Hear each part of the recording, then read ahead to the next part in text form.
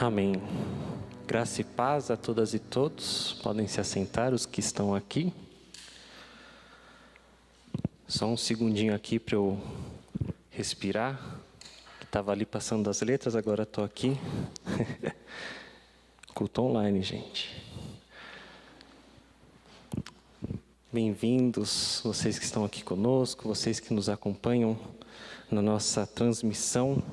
Todos fazem parte desse momento. Se você acha que Deus já falou com você, não esquece que tem a pregação ainda, não esquece que ainda tem muita coisa de Deus preparado para cada um de nós. Amém? Só para a gente poder recapitular, nós estávamos vendo o livro de Efésios e hoje nós chegamos no final da carta de Paulo à igreja de Éfeso. O seminarista Marcos trouxe a pregação dos 2 primeiros capítulos, a pastora Shirley Assis trouxe dos segundos capítulos e agora nós estamos nos últimos capítulos do livro de Éfeso. Se a gente pudesse dividir esse livro, a gente poderia ver que nos primeiros 3 capítulos Paulo ele traz um pouco do que é a graça e apresenta a graça de Jesus. E nos 3 últimos capítulos ele coloca a prática da vida cristã e a prática daqueles que seguiam aos ensinamentos de Jesus. Então agora nós estamos nessa parte, na parte final. Paulo vai trazer muito sobre a prática. E para começar a nossa mensagem de hoje, eu convido cada uma a abrir a Bíblia no livro de Efésios, no capítulo 5, nos versículos 1 e 2, para a gente começar, os versículos 1 e 2. Efésios, capítulo 5, versículos 1 e 2. Diz assim a palavra de Deus: portanto, sejam imitadores de Deus, como filhos amados, e vivam em amor, como também Cristo nos amou e se entregou por nós, como oferta e sacrifício de aroma agradável a Deus. Vamos orar. Senhor, lida está a Tua palavra, nós nos colocamos na Tua presença agradecendo pelo privilégio que essa igreja tem de estar em comunhão com aqueles que estão aqui, aqueles que estão acompanhando a transmissão desse culto. Gratos te somos pelo privilégio de podermos ser corpo de Cristo nesse momento, Pai. Que o Senhor traga para nós a palavra, que eu seja apenas intermédio da palavra que o Senhor tem para cada um de nós, seja aqueles que estão aqui no templo, seja aqueles que estão acompanhando o culto de suas casas. Que o Senhor esteja falando ao nosso coração, em nome de Jesus. Amém e amém. Nesses versículos que nós lemos, nós podemos ver que Paulo começa com uma prática muito importante. Como eu disse, ele está falando de práticas da vida cristã, práticas e verdades da vida cristã. E ele tem uma prática importante que está logo no começo e ele diz: portanto, sejam imitadores de Deus. E preste atenção que ele diz, sejam imitadores de Deus, mas ele vai especificar em como ser imitador de Deus. O próprio Paulo também já traz esse conceito outra vez, quando ele fala, olha, seja meu imitador, assim como eu sou imitador de Cristo. Então ele também tem esse conceito.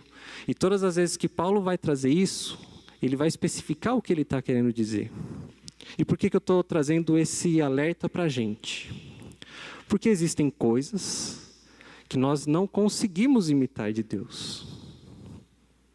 Então Paulo está dizendo, sejam imitadores de Deus, mas ele vai explicar o que é ser um imitador de Deus. Nós não conseguimos imitar a Deus na sua perfeição. Nós somos falhos. Nós não conseguimos imitar a Deus na sua onipotência. Deus é o único que tem o poder para mudar todas as coisas. Nós também não conseguimos imitar a Deus na sua onipresença. Deus está em todos os lugares. Agora, com a pandemia, a gente aprendeu, às vezes, fingir que está em 2 lugares. Que a gente consegue entrar numa reunião e fazer o almoço, ou lavar uma louça, ou assistir uma aula enquanto está fazendo alguma coisa em casa. E aí a gente acha que está em 2 lugares, mas malemar a gente fica em 2 lugares, enquanto Deus consegue ser onipresente. E quando Paulo fala para a gente ser imitador de Deus, logo em seguida ele diz o que é o imitar a Deus. E ele diz assim: sejam imitadores de Deus como filhos amados. Sejam imitadores de Deus como filhos amados. Nós vimos anteriormente que Paulo está explicando à igreja sobre a graça de Deus, sobre a graça que vem por meio de Jesus. A graça de Deus que amou o mundo de tal maneira que deu seu Filho unigênito, para que todo aquele que nele crê não pereça, mas tenha a vida eterna. E aí a gente vê o tamanho desse amor de Deus. E aí Paulo fala: olha, sejam imitadores de Deus, como Deus ama vocês, que vocês também imitem esse amor. É isso que Paulo está dizendo aqui, nesse primeiro versículo. Portanto, sejam imitadores de Deus, como filhos amados. Como Deus ama vocês, amem também. E esse amor é profundo, e eu sei que muitas vezes nós vemos várias pregações falando desse amor. E eu sei que é um desafio para quem é cristão exercer esse amor. Porque, como eu disse, Paulo ele não fala para nós sermos imitadores de Deus em perfeição. Ele está dizendo para nós sermos imitadores no amor. Mas mesmo assim, amar como Deus ama não é uma prática muito fácil. Pensar que Deus viu todo o pecado e mesmo assim amou a nós e enviou o seu Filho é um amor incondicional. Pensar no amor que nós vemos de Jesus por nós, que sabendo do sacrifício que ele teria que fazer, mesmo assim ele o fez, é um amor difícil. Mas Paulo, ele está orientando a igreja nesse momento. Ele está passando as orientações. E Deus tem uma mensagem para nós sobre esse amor hoje. Mas pensando nesse amor, a gente tem que analisar alguns aspectos que Paulo vai tratar logo em seguida. E Paulo ele vai dizer no segundo versículo: e vivam em amor, como também Cristo nos amou e se entregou por nós como oferta e sacrifício de aroma agradável. E o primeiro aspecto que a gente vai ver que Paulo desperta para a igreja de Éfeso nesse momento, ele está dizendo aqui sobre Jesus. E Jesus mesmo, quero abrir um parênteses aqui, Jesus mesmo em João diz: olha, eu sou luz, Deus me enviou e eu sou luz.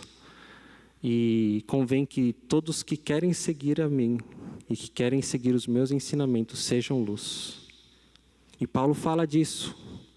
Paulo fala de ser luz. E aqui a gente fecha o parênteses. Jesus, ele disse para sermos luz. E aí, Paulo vem dizer de um primeiro aspecto importante para a gente exercer esse amor. E está na maneira como nós vivemos. Jesus vai dizer que quando nós somos luz, o nosso fruto é luz. E Paulo diz isso também aqui nesse capítulo. E Paulo diz: olha, convém que vocês vivam conforme filhos da luz. E esse é o primeiro aspecto que nós temos que entender para saber como viver segundo e seguindo esse amor que Deus espera que nós tenhamos. E a forma como nós vivemos, o próprio Paulo vai dizer, e está lá no versículo 15. Portanto, tenham cuidado com a maneira como vocês vivem, e vivam não como tolos, mas como sábios, aproveitando bem o tempo, porque os dias são maus. Por essa razão, não sejam insensatos, mas procurem compreender qual é a vontade do Senhor. Ele diz aqui, vou repetir o comecinho. Portanto, tenham cuidado com a maneira como vocês vivem. Pouco antes de chegar aqui, Paulo fala, olha, não vivam falando mal um dos outros, não vivam na ira, não vivam usando linguagem grosseira, não digam coisas tolas, não acreditem em tudo que o mundo diz para vocês. E aí é segundo essa verdade que nós temos que viver. Paulo escreveu a Éfeso dizendo, olha, cuidado com a forma como vocês vivem. Porque se vocês viverem da forma errada, então os frutos serão errados. Mas se vocês viverem segundo o que Jesus ensinou, então os frutos serão bons. E aí você vai estar provavelmente dizendo assim, poxa, mas eu achei que você ia me explicar, pastor Mateus, como que eu vivia. E até agora você só falou o que eu já ouvi ou o que eu já sabia. Você não deu nenhuma prática de como exercer realmente esse amor, que não é fácil exercer esse amor. Lá no interior a gente, eu não sei se vocês usam aqui, né? No interior a gente usa uma expressão que é o pulo do gato. Vocês usam aqui? Conhecem essa expressão? Eu pergunto porque às vezes eu uso essas expressões e a minha esposa fica me olhando assim, o que é isso? Então é melhor eu perguntar o que é, se vocês conhecem, porque às vezes eu vou me expressar e vocês não vão entender. Até aqui eu não dei o pulo do gato. E até aqui Paulo também não deu o pulo do gato. Mas depois de ter falado tudo isso, depois de ter falado, olha, imitem a Deus no amor, cuidado como vocês vivem, cuidado com o que vocês falam, cuidado com o que vocês acreditam, cuidado com o que vocês fazem. E depois de dizer tudo isso, que Paulo vem e diz assim, vou repetir o versículo 15. Portanto, tenham cuidado com a maneira como vocês vivem e vivam não como tolos, mas como sábios. E o pulo do gato vai estar aqui. E vivam não como tolos, mas como sábios. Viver como tolo, o que é? É isso que a gente falou até aqui.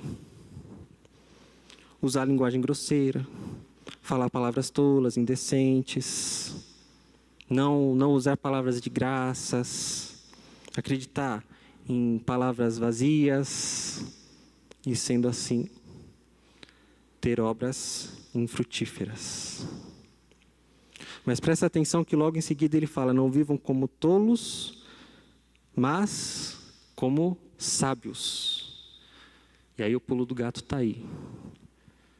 E o pulo do gato, para a gente começar a viver as verdades cristãs que Paulo explicou no começo da carta à igreja de Éfeso, é ter sabedoria. E aí eu sei que você vai pensar, não é fácil ter sabedoria. Não é fácil ter sabedoria. O meu irmão ele sempre usa um ditado chinês, que é um pouco engraçado e não 100% verdade, mas ajuda a gente a refletir um pouco. E esse ditado chinês diz que no mundo existem 3 tipos de pessoas. Existem as pessoas que agem de forma burra, as pessoas que agem com inteligência e as pessoas que agem com sabedoria. E aí esse ditado chinês diz que as pessoas que agem de forma burra, elas erram e continuam errando. As pessoas que agem de forma inteligente, elas erram e aprendem com seus próprios erros. E as pessoas sábias, elas aprendem com os erros dos outros. E eu disse que esse ditado não tinha 100% veracidade, porque eu acho que é muito errado a gente classificar as pessoas como, é inteligente ou é sábia quem faz isso ou quem faz aquilo. Algumas vezes a gente vai saber agir com sabedoria. Outras vezes a gente vai saber agir apenas com inteligência naquilo que a gente já viveu. E algumas vezes não é que a gente vai agir de forma burra, mas às vezes a gente esquece de alguma coisa e acaba errando do mesmo jeito. Mas o que é interessante da vida do cristão, e o que é interessante que a gente vê que Paulo ensina, e o que é interessante a gente pensar naquilo que John Wesley sempre falou, é que a gente passa por um processo. A gente passa por um processo onde acontece a santificação, e é nesse processo que a gente vai melhorando e evoluindo. E pensando nisso, é nesse processo que a gente aprende com os nossos erros. E é nesse processo que a gente vai se tornando sábio.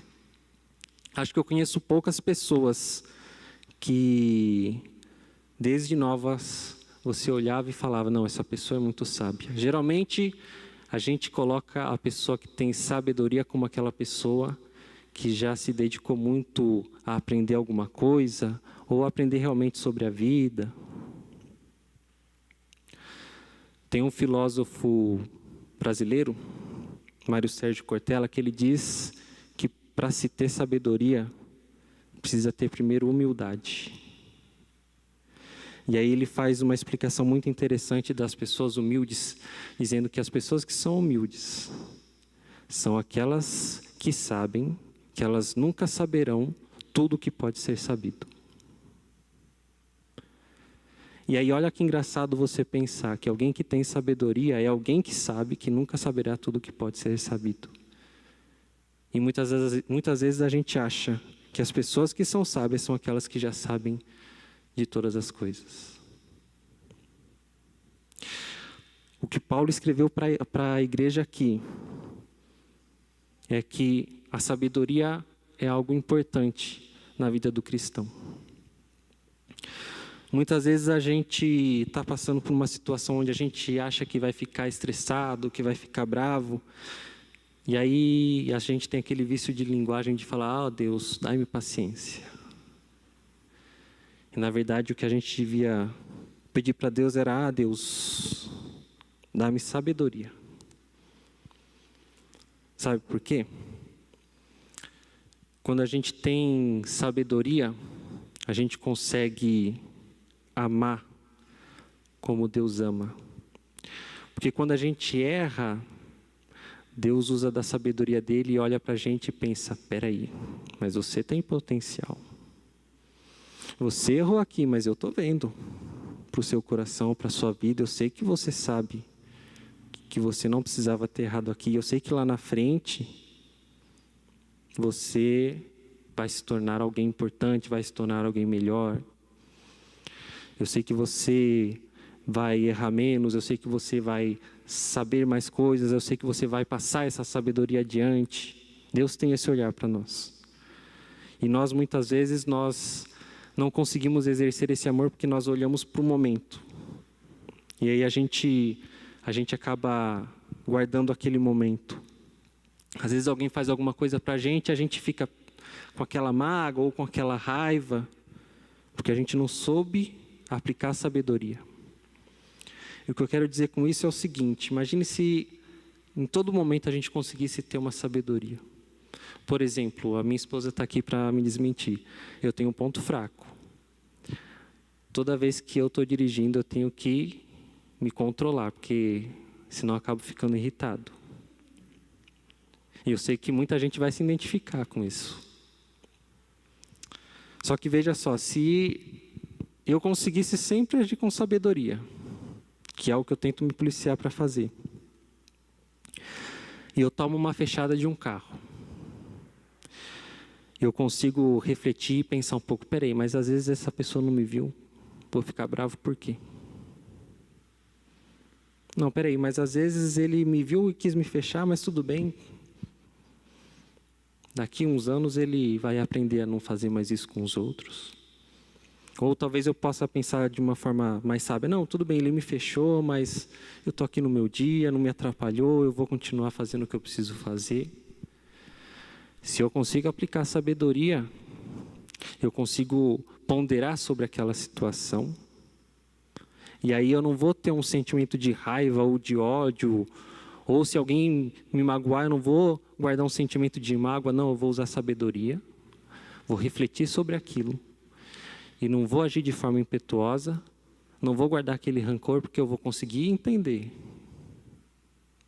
que a pessoa talvez fez isso ou aquilo por um motivo. Da mesma forma que quando nós erramos, Deus aceita o nosso perdão e diz: não, você está perdoado. Por quê? Porque Deus nos ama e Deus olha para nós e não vê o que nós fizemos de errado naquele momento, mas vê nossa história como um completo. Não é fácil ter sabedoria. E eu sei que esse pulo do gato não é tão pulo do gato assim. Que a gente vai sair daqui, às vezes, pensando, não é tão fácil exercer essa sabedoria. Mas talvez sabendo disso, a gente possa começar a ponderar mais as situações que a gente encontra.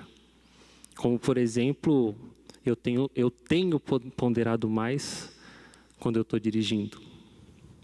A gente precisou ir para São Paulo fazer um exame, por causa da Ana Lu, e aí esse exame só conseguia ser feito em São Paulo. E aí eu estou aqui vendo algumas pessoas que moram em São Paulo, e aí vocês sabem que dirigir em São Paulo nem sempre é fácil, principalmente para alguém que veio lá de Piracicaba, né? E aí a minha esposa até brincou, você fez até um mantra, né? Que às vezes alguém me fechava ou passava a moto pertinho e eu falava, tudo bem, é São Paulo, é São Paulo. E aí eu percebi como aquilo estava sendo agir com aquela situação de uma forma sábia, porque eu podia muito bem ficar irritado. Mas o que eu ia ganhar com isso? Ia deixar a minha esposa brava também. E eu ia ficar mais irritado, cada vez mais irritado. E aí provavelmente ia ser eu que ia fechar alguém, porque eu já ia estar irritado. Mas eu tentei me policiar. E a sabedoria é isso, não quer dizer que você vai ter sempre a sabedoria, mas quer dizer que você vai buscar sempre agir conforme a sabedoria que Deus nos dá. E eu até trouxe esse mantra agora aqui para São Bernardo. Alguém me fecha e fala, tudo bem, é São Bernardo, é São Bernardo. E quando eu for para Piracicaba, eu vou falar, tudo bem, é Piracicaba. Está dando certo? Deus trouxe para nós essa palavra de sabedoria. E eu fiquei refletindo sobre isso, quando eu li esse texto, e pensei no momento que a igreja do Rude Ramos vive hoje. A gente está tendo que ter sabedoria, porque a gente está passando por uma nova fase. E antes de subir aqui e trazer a palavra, eu estava ali no fundo, passando letras das músicas e os versículos que a pastora Cis estava lendo também. E são adaptações que a gente vai tendo. E a gente tem que ter sabedoria. A gente teve sabedoria até aqui, para saber quando abrir, como abrir, que forma que nós vamos abrir. Pensando na segurança de todos. Nós tivemos sabedoria até aqui. E até aqui, nós exigimos essa sabedoria, porque nós sabemos que não é um momento fácil. Nós sabemos que nós queremos ter aberto o templo muito antes. Nós sabemos que dá saudades de ver as pessoas e ainda assim vendo vocês, nós sentimos saudades de abraçar e de ficar mais tempo conversando e de um na casa do outro e ficar sem máscara. Mas a gente age com sabedoria. E a gente sabe que vão acontecer coisas que vão exigir da gente sabedoria. Estava cada um na sua casa, assistindo o culto, não tinha ninguém te atrapalhando. Você podia tomar um banho e já ficar com uma roupa confortável, agora você tem que pensar na roupa que você vai pôr, e o sapato e aquilo. E aí a gente vai se encontrar na igreja, e aí talvez alguém vai falar alguma coisa que você vai pensar, nossa, será que ela deu uma indireta para mim? E aí é o momento que você tem que ter a sabedoria. E pensar, não foi indireta. E exercer a sabedoria. Nós vamos ter muitos momentos onde Deus vai exigir que nós tenhamos sabedoria. E só tem um jeito da gente exercer essa sabedoria. É se colocar diante de Deus. Orar e falar, Deus, eu quero essa sabedoria. Eu quero ter esse amor que o Senhor tem. Eu quero ter esse coração amoroso, que me ama mesmo sabendo que eu erro. Eu quero ter esse coração que o Senhor tem de amor por cada um de nós. Esse amor que Jesus teve por nós, que aceitou se sacrificar, mesmo eu não merecendo. E a gente só consegue esse amor se a gente se colocar diante de Deus e falar, Deus, dá-me essa sabedoria, dá-me esse amor. Nós vamos ter um louvor. Depois nós vamos orar, agradecendo por essa palavra, agradecendo por essa noite.